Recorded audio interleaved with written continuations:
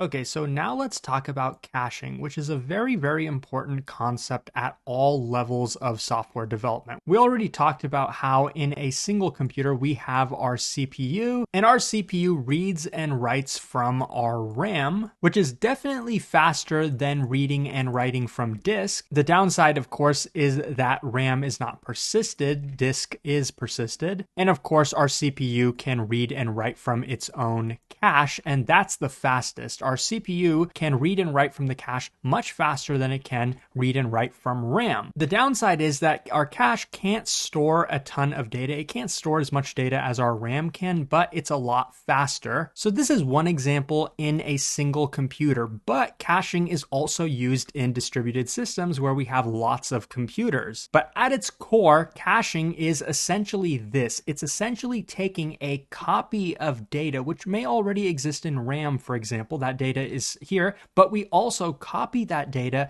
and put a subset of it in our cache because it's faster. We want to lower latency and we want to increase throughput because if it's faster to read and write from the cache, that means we can write more data, we can read more data at a much faster rate than we could with RAM and disk. And also when we're talking about, multiple computers over a network, we can decrease the network cost because we'll be sending less data over, shorter distances. We'll take a look at a few examples of how that's done. So now let's actually take a quick look at neetcode.io and back to our handy dandy network tab. I'm going to show you something pretty cool. So here I've searched for main. We could, undo that. And what I'm going to do is refresh and I'm going to type in main because that's going to filter out the stuff we don't care about. And it's going to leave us here with some JavaScript. I click it, you can see that this is neetcode.io/main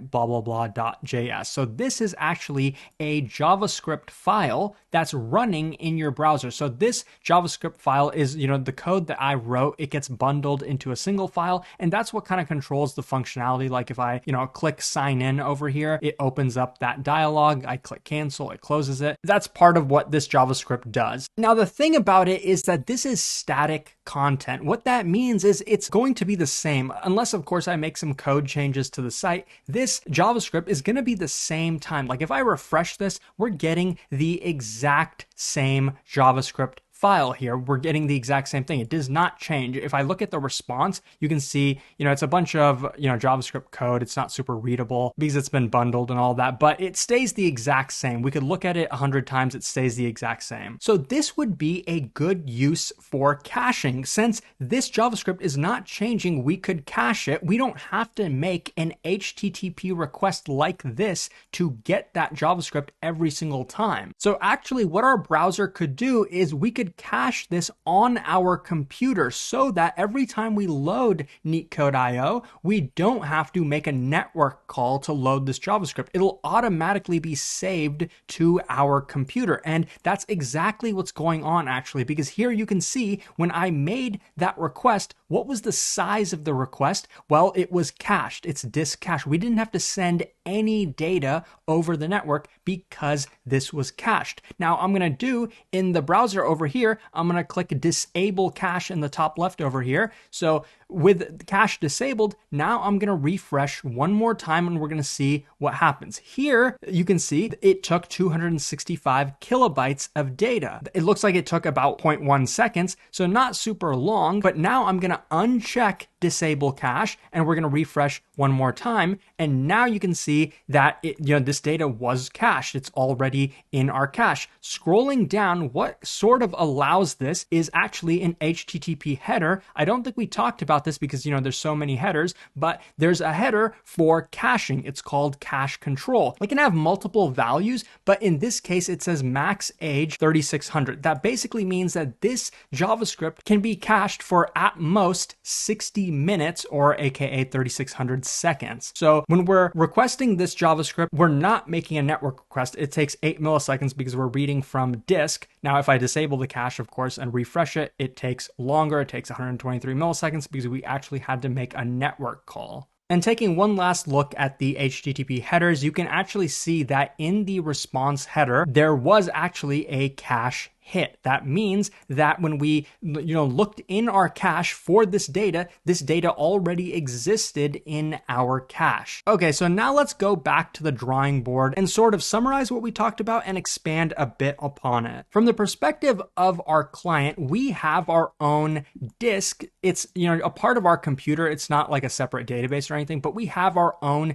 disk storage. We have our persistent storage for our computer. In this case, our disk is actually our cache. Now, we kind of already talked about at the beginning, disk is slower than RAM, which is slower than, the CPU cache. So why would we use disk if it's the slowest of all of them? Well, disk is still much faster than sending data over a network. Sending data over a network takes in the order of 0.1 second up to, multiple seconds, like 3 seconds. But reading a disk, especially if it's a small amount of data, is much, much faster, on the order of milliseconds, as we saw earlier. So what's happening here is we're sending a request to the server, and then we get some JavaScript back. It could be JavaScript, it could be HTML, it could be CSS, it could be some kind of content that's not changing. That's very important. It has to be static content. And then when we retrieve that JavaScript, the client throws it into the cache. And then, before the client makes another request for the same data, it's going to check the cache. Does the data already exist? Yes, it does. And it hasn't expired yet. So if it does exist, that's called a cache hit. That means we looked in the cache and the copy of the data was already there.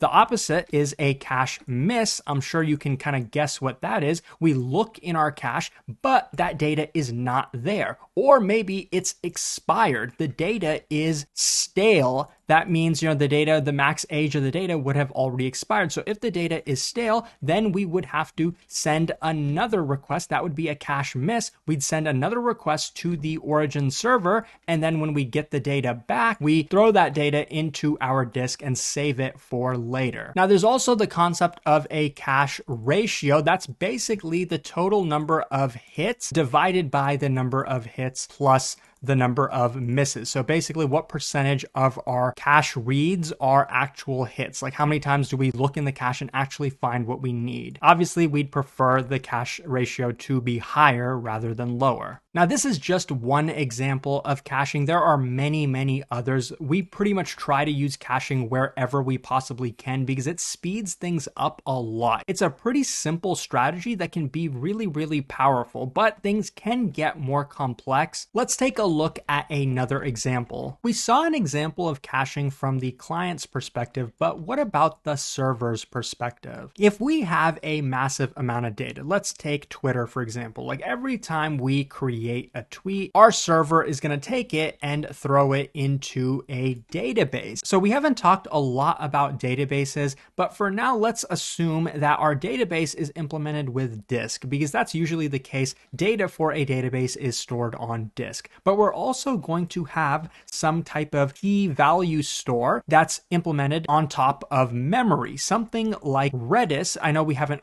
talked about databases or Redis yet, but Redis is pretty commonly used for caching. It's sort of like a database, but it's implemented with memory. And of course, we know that memory is much faster than disk, but it's not persisted like disk is. And typically we can't store as much data in memory. So we have this use case of we're going to create tweets, which are going to be stored on disk. And then when a user wants to list some tweets or read an individual tweet, possibly by tweet ID, just to keep things simple, let's say we're getting a tweet by tweet ID. Now, our server, what's it going to do? It wants to do things as quickly as possible, but there are a lot of tweets. So we could search the database for that particular tweet and then return it. Now that's, the most basic way to do it, but that's pretty slow. We can add caching to this backend solution. We can use a in-memory store like Redis, where what we do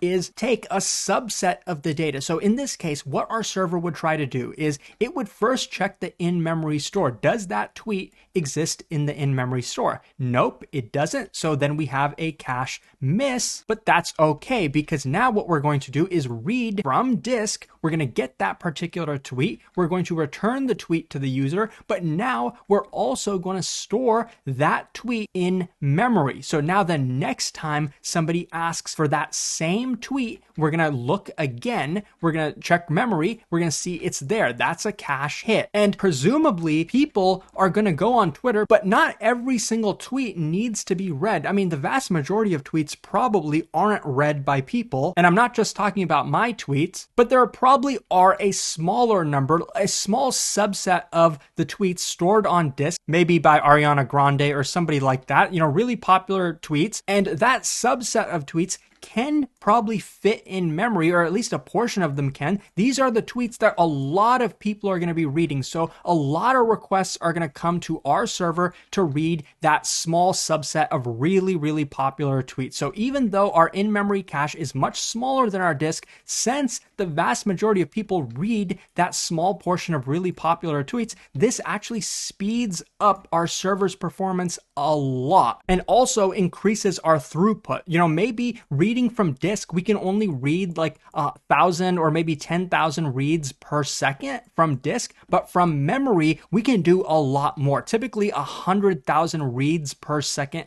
from memory. So this is much faster and much more powerful. This can scale much higher. Now, this isn't the complete picture because there's actually several different algorithms we can use in caching that can accomplish different things. First of all, this simple caching strategy that we talked about is actually called write around. So write around caching is basically when we write to, our storage, like writing to our server, we actually skip the cache entirely. We just write the data to, our primary storage. We skip the cache and write to storage, in this case, disk. And then when we want to read, we will make some read request. We'll check our cache. Data's not there initially, right? So we expect there to be a cache miss the first time we try to read some data, and then we'll find it on disk, throw it in the cache, and return it to the user. That's very basic. It's write around cache. It, guarantees that there's going to be a significant number of cache misses, but at the same time, we're not going to put anything in the cache unless it's actually being read, because we know there's going to be millions of people creating tweets. We definitely don't need to put a tweet in memory every time it's created, because like I said, the vast majority of tweets, mine included, don't really get a lot of people seeing them. Another caching strategy is write through cache, where we're creating some resource like a tweet, we immediately write it to the cache, and, after that, we write it to the primary storage like disk in this case. This is even more simple, but it probably depends on the application if we actually want everything to be cached, when it's initially created. And we have another strategy called write back caching, which is sort of a much faster way of doing things when possible, but it can be less reliable and cause some inconsistency. It's a pretty lazy way of doing things. In this example, when we create a tweet, we would throw it into memory. So that would be fast. We would put it in our cache and we would actually skip the disk. So just creating a tweet would be very, very quick. And then we could, respond to the user. Okay, we're done. We didn't even have to, do anything with disk. And then next time somebody reads that tweet, we immediately go to our cache. It's there and then return it. So this is really, really simple. It's basically ignoring the existence of our disk. I wish we could do that, but we can't because we have disk for a reason. It's for persistent storage. So what would happen if our server crashed? Then all the data here would not have been written to disk. So what we do is a sort of lazy way. We take the data and periodically dump it to the disk. So we'll take all the data that was recently written to our cache and then copy it to the disk periodically. This can be fine if you're fine with some amount of data lost, but you probably wouldn't want to do this with Twitter because, let's say you create a bunch of tweets, they're in memory and the server crashes. Well, they never got saved to disk, so we would lose those tweets permanently. We don't want this to happen, so we probably wouldn't use write back caching in this scenario, but there are cases where losing some small amount of data won't be the end of the world. Maybe when it comes to liking and disliking tweets, maybe that's, not as important, so we can use caching for that and make things go a lot faster. We can use write back caching. So this is a very fast strategy, but it won't work in all cases. It depends on your use case, you have to look at the design of the application. What kind of data loss are you willing to tolerate? Okay, so now let's talk about eviction policies. We need eviction policies because, like I said, our memory or our cache is limited in size. We can't store, an infinite amount of data in our cache. So sometimes we reach the limit, like we fill up our cache. In this example, at least, we filled up our cache, but we want to read some tweet. So we check our cache, the data is not there. Then we check disk, we find the tweet. So then we return it to the user, and then we also write that tweet to memory. But since our cache is full, we have to decide what piece of the cache, what data in the cache are we going to remove? Are we going to remove this portion of the cache? Are we going to remove this portion, another portion? We have to decide, and we could do it randomly, sure, but probably there are some more intelligent ways of doing things to maximize the cache hit ratio, right? That's what we want to do. We want every request, if possible, to have been cached. We want to never read from disk if we don't have to. Well, there's many different eviction policies to choose from. I'll quickly go over some of the most popular ones. I mean, of course, there's random, usually not the smartest. There is another very simple one called FIFO. You're probably familiar with this if you're familiar with the concept of queues or, those types of data structures. FIFO is first in, first out. So just like a line, like the data that was added to the cache, we added, one piece of data, another piece of data, and more. These had an order that they were added in. And when it's time, like let's say this is our cache and we filled up the cache, we have to choose what to remove. We're going to remove the first one that was added and then add a new piece to the end of it. And we would continuously remove just like that. If we had to remove again, we'd just remove from the beginning. First in, first out. What was first added to the cache is going to be the first one that gets removed. Now, this probably wouldn't be really useful for Twitter if, the first tweet added was made by, some really popular celebrity, and that tweet is being read by hundreds of thousands of people. Just because it was the first one added to the cache doesn't mean it should be removed if people are still wanting to read that tweet. So there are better ways than FIFO. A couple of them are called LRU and LFU. So LRU stands for least recently used. So going back to our example, let's say we're adding a few things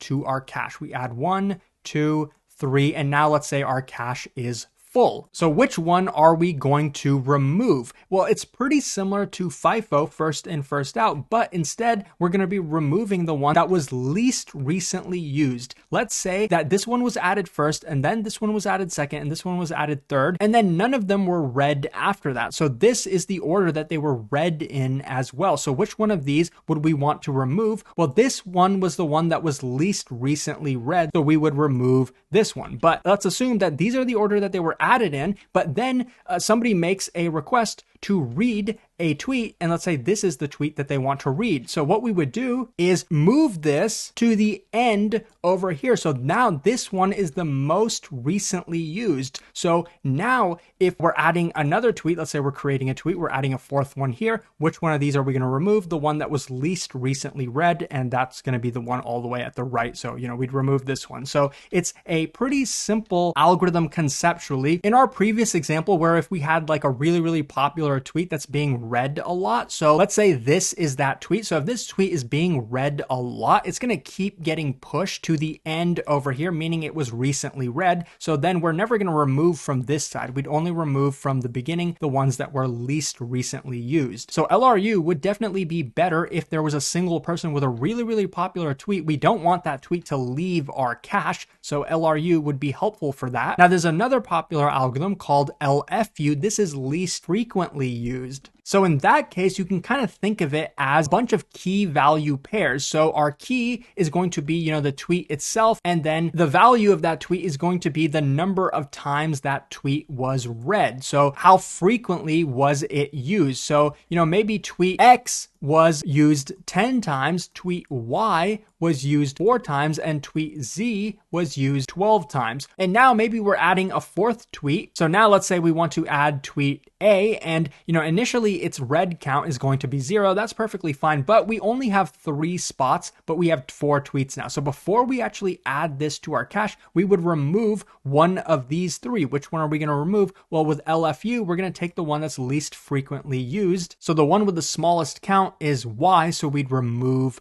why. This wouldn't be a bad algorithm for Twitter either, actually, because the most popular tweets are going to stay in the cache, but we still allow new tweets that are possibly less popular to be added to the cache. And if those tweets, are read a lot, they will increase in their frequent count, and therefore they won't be evicted. But if this tweet was never read by anybody, it would be the first one that we evict if we wanted to add another tweet to the cache. But overall, I think in Twitter's case, we would probably prefer LRU cache because there could be some really, really popular tweets like this one that has a really, really high frequently used count, but maybe it stopped. Like maybe this was a really popular tweet from a celebrity a year ago and it reached a really, really high cache hit count. But after a while, like maybe after a week or something, nobody really read that tweet again. Well, with LFU, it would stay in our cache because the used count, the cache hit count is so high. So with LFU, we don't even care how recently was this used. We just care about the total count. So probably in Twitter, since tweets get old and people don't read old tweets a lot, we would probably prefer LRU in this case. So while there are a lot of details when it comes to caching, there's so many different implementations